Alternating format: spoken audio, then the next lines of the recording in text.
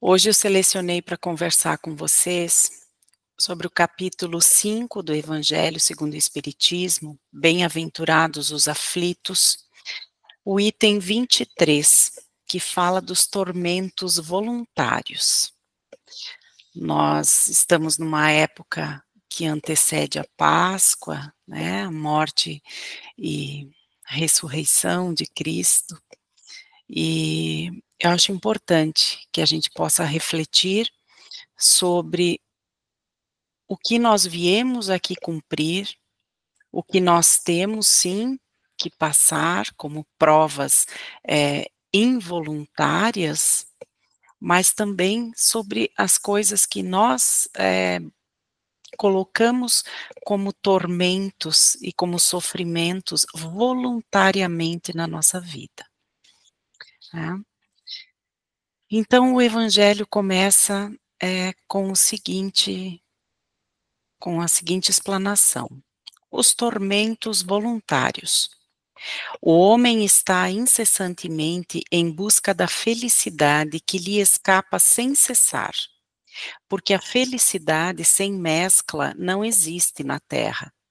Entretanto, malgrado as vicissitudes que formam o cortejo inevitável desta procura nas coisas perecíveis e sujeitas às mesmas vicissitudes, quer dizer, nos prazeres materiais, ao invés de a procurar nos prazeres da alma, que são um antegozo dos prazeres celestes, imperecíveis.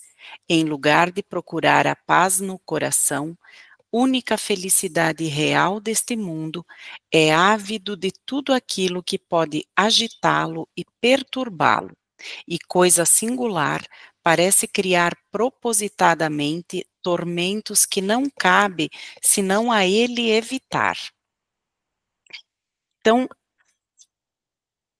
nós estamos, desde o momento em que nós tomamos consciência da vida, buscando a tal da felicidade.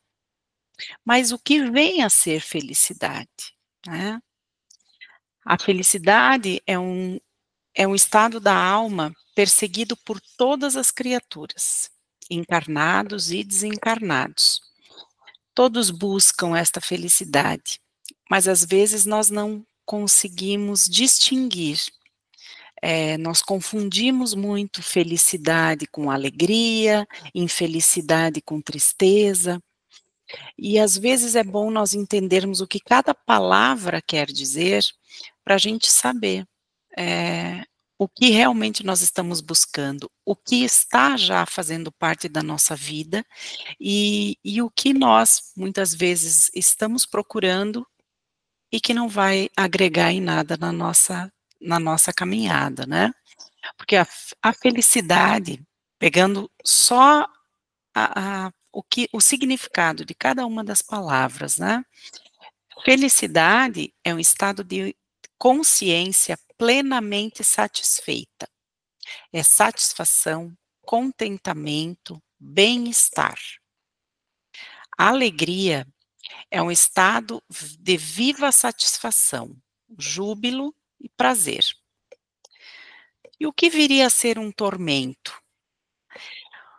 Tormento é o efeito de atormentar a alguém ou atormentar-se. E no sentido bíblico, ele é sofrimento, angústia, aflição, suplício. E o que seriam então os tormentos voluntários, né? Voluntário já diz, são sofrimentos causados por escolha própria. São coisas que nós escolhemos colocar no nosso dia a dia. Tá? Na questão 259 do Livro dos Espíritos, que fala sobre a escolha das provas, a pergunta diz o seguinte: se o espírito escolhe o gênero de provas que deve sofrer, todas as tribulações da vida foram previstas e escolhidas por nós? E a resposta: todas não. Pois não se pode dizer que escolhestes e previstes tudo o que vos acontece no mundo, até as menores coisas. Escolhestes o gênero das provas. Os detalhes são consequências da posição escolhida e frequentemente das vossas próprias ações. Então, eu não posso reclamar muitas vezes das coisas que me acontecem, porque eu tenho opção, né, eu tenho livre-arbítrio, eu tenho opção de escolha do caminho que eu quero seguir. Mas nós muitas vezes buscamos a felicidade, onde ela é mais difícil de encontrar, né. Nós buscamos felicidade nas coisas materiais.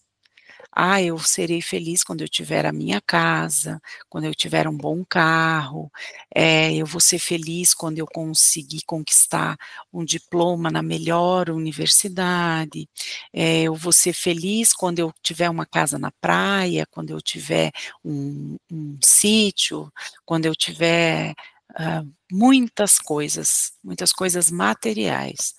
Muitas pessoas, atribuem felicidade a isso. E passam a vida inteira buscando essas coisas. E acabam se frustrando, né.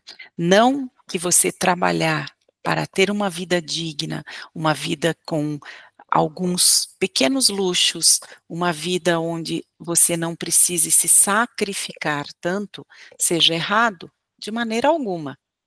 Mas você não pode colocar a felicidade nestas coisas. A felicidade pode estar no caminho que você percorre para alcançar estas coisas, né. Aí o sentido seria diferente. Nós colocamos às vezes a felicidade na mão dos outros, né. "Ah, eu vou ser feliz se eu me casar com determinada pessoa, eu vou ser feliz se eu conseguir ter um relacionamento". Não, você precisa ser feliz consigo mesmo. Você precisa ser feliz, eh, sozinho. Quando você, for a sua melhor companhia, qualquer pessoa que entrar na tua vida vai agregar e vai te fazer feliz. A felicidade vai ser compartilhada, porque a felicidade precisa ser uma troca, né. Eu não posso fazer ninguém feliz se a outra pessoa não quiser esta felicidade, né. Eh, a gente às vezes procura a felicidade, mas não faz as coisas da forma corretamente, né, da forma correta.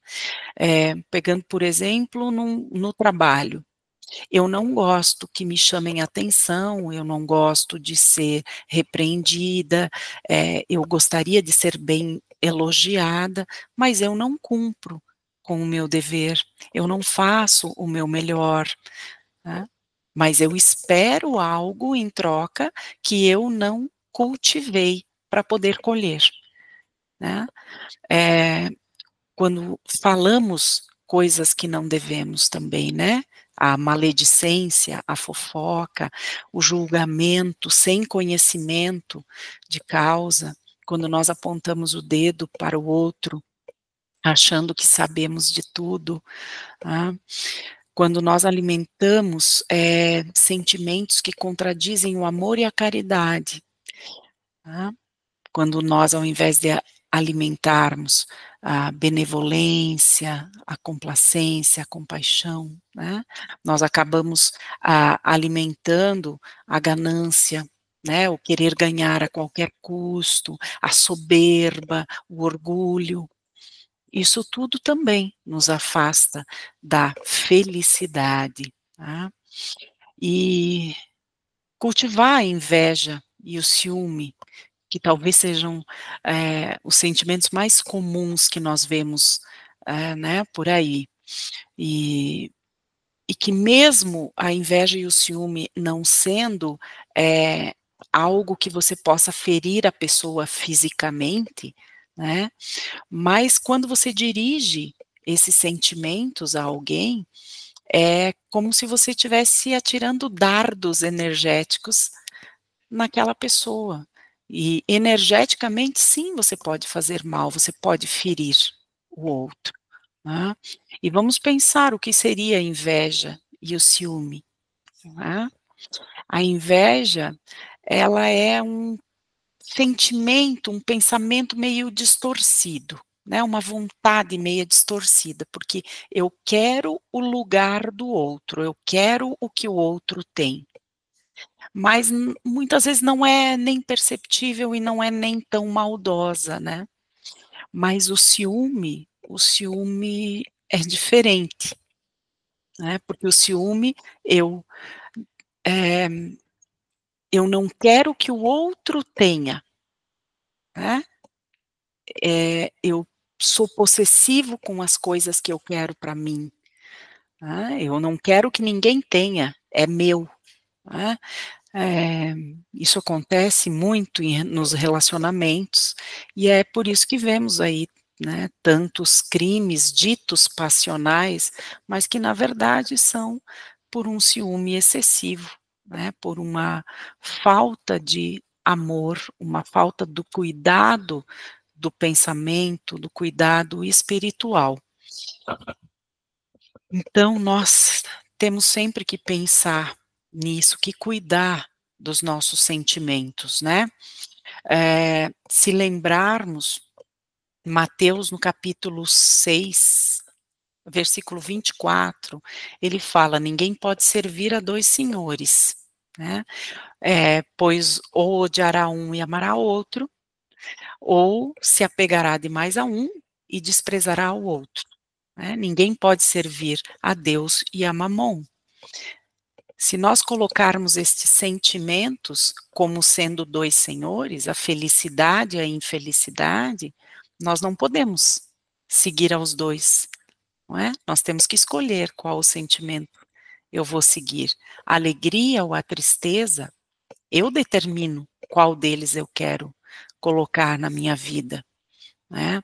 Eu vivo angustiada, querendo coisas que eu não consigo alcançar, mas eu não preciso me angustiar. Eu preciso abrir mais o meu olhar, olhar a vida de forma mais profunda, menos superficial.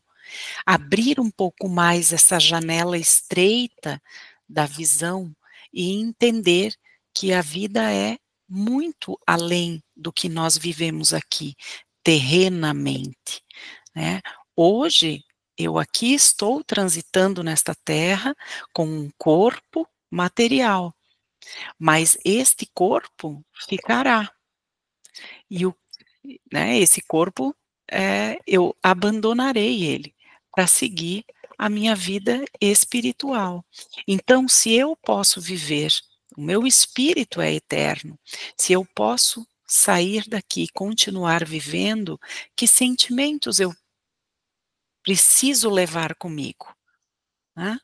Vamos pensar de que forma nós podemos sempre nutrir o nosso espírito, para olhar para o nosso irmão com um olhar mais caridoso, né, tirando esses sentimentos ruins, porque a felicidade são momentos, e nós nos preocupamos tanto com coisas que esquecemos de viver os momentos.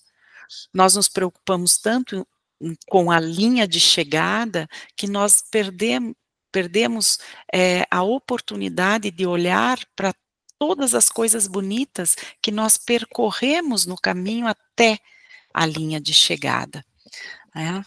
Eh, e quando nós somos o alvo de inveja ou ciúme, que muitas vezes, na maioria das vezes, a gente não tem como saber, né. Mas cabe a nós sempre, orarmos e vigiarmos nossos pensamentos, agradecermos por todas as bênçãos, né, todas as benesses que nós temos na vida, por todas as provas que nós temos que passar e que conseguimos passar e aprender e vencer, e entender que eu só sou ferida por alguém se eu aceito, né. A gente não guarda, não. não pode guardar a mágoa, né. André Luiz, disse que guardar a mágoa é permanecer nas sombras, então eu posso escolher estar à luz, né, ir para a luz, estar sempre iluminado. Não preciso acatar todas as ofensas que me são dirigidas ou todos os sentimentos ruins que são direcionados a mim. Eu escolho o amor de Jesus na minha vida, e assim consigo me blindar desses sentimentos, né. No evan o e Esse capítulo, né, traz o Evangelho de Mateus, o Evangelho capítulo 5, versículo 4, que fala dos bem-aventurados os aflitos, pois esses serão consolados. E aí no livro, o Evangelho segundo Mateus, né, com comentários de Emmanuel, tem uma mensagem que fala sobre as aflições excedentes, que tem tudo a ver com os tormentos voluntários que nós colocamos no nosso dia a dia. Então, vou ler para vocês um trechinho. Aflições excedentes. Diante da orientação espírita que te esclarece, não te afastes da lógica, a fim de que não te gastes sem proveito, embaraçando o orçamento das próprias forças com aborrecimentos inúteis. Diariamente batem às portas do além aqueles que abreviaram a cota do tempo que poderiam desfrutar na Terra, adquirindo problemas da desencarnação prematura. É que por toda parte transitam portadores de aflições excedentes. Não satisfeitos com as responsabilidades que a existência lhes impõe, amontoam cargas de sofrimentos imaginários. Aos que percebem salário compensador e desregram-se na revolta, porque determinado companheiro lhes tomou a frente no destaque convencional, muitas vezes para sofrer o peso de compromissos que seriam incapazes de suportar. Aos que dispõem de excelente saúde, com atividades leves nos deveres comuns, arrepelando-se desgostosos por verem adiado o período de férias, quando com isso estão sendo desviados de experiências impróprias a que seriam fatalmente impelidos pelo repouso inoportuno. Aos que possuem recursos materiais suficientes ao próprio conforto e se lastimam, insones, por haverem perdido certo negócio, que lhes conferiria maiores vantagens. E existem ainda aqueles outros que se abastecem no guarda-roupa recheado e gritam contra o costureiro que se desviou do modelo encomendado. Bem-aventurados os aflitos, disse Jesus. Felizes sim, de todos os que carregam seus fardos com diligência e serenidade, mas estejamos convictos de que toda aflição excedente complica o itinerário da vida e corre por nossa conta. Então, se nós já temos muitas coisas para cumprir, por que vamos carregar mais peso na nossa mochila, né? E esse item do evangelho, ele é comentado pelo espírito Fenelon, que era um espírito do período, né, da codificação, que pertencia à equipe do Espírito de Verdade. E ele diz o seguinte, ó: de quantos tormentos, ao contrário, poupa-se aquele que sabe se contentar com o que tem, que vê sem inveja o que não tem, que não procura parecer mais do que é. Ele está sempre rico porque se olha abaixo de si, em lugar de olhar acima, e verá sempre pessoas que têm menos ainda. É calmo porque não cria para si necessidades quiméricas, e a calma, no meio das tempestades da vida, não será felicidade? Então vamos refletir né, nesse período em que todos nós, aproveitamos para estarmos mais, introspectivos, né, orando com mais, fervor, nos preparando, né, para a Páscoa, para que a gente possa ver o que nós carregamos, que nós podemos deixar para trás, né. Quantas pedrinhas nós temos na nossa mochila que nós podemos descarregar e deixá-las no caminho, e para seguir essa nossa caminhada de forma mais leve, né. E para encerrar, então, o nosso evangelho de hoje, eu quero ler para vocês uma prece do Dr. Leocádio José Correia. Com as forças do bem, movo-me. Dentro deste lar há uma só presença, a presença de Deus. O amor é a centelha da vida. Vivo, existo, movo-me em Deus, com Deus, para Deus. Dentro deste lar existe uma só presença, a da justiça. Tudo o que aqui se fala, tudo o que aqui se pensa, move-se pela verdade, orienta-se pela justiça. Deus é amor. Dentro deste lar impera a harmonia. Quem quer que aqui entre sentirá a união. Com as forças do bem, Deus é compreensão. Dentro deste lar há uma só presença, é a paz de Jesus. Jesus, com os seus ensinos, mostra-nos os valores: vida, amor, fé, esperança e caridade. Quem quer que aqui entre, há de senti-la. É pela fé, pelo amor, pela justiça, pela verdade, que nós vivemos unidos na mais perfeita harmonia, com a inteligência suprema. Pelo amor vivo, movo-me, pelo amor vivo, existo. O amor é Deus. Então, quero agradecer a todos que aqui, né, que estão aí na casa, todos juntos, orando, apreciando, né, esse movimento todo de amor e caridade, e dizer que, muito mais do que falar para vocês, eu consigo internalizar as coisas que eu falo, né. Quando a gente se prepara para fazer o evangelho, a gente aprende muito mais, a cada dia, né. Então estejam sempre firmes no seu propósito e sigam sempre adiante, não esquecendo que Jesus é o caminho, né. Ele sempre está conosco. Bom, obrigada pessoal, e uma boa noite a todos.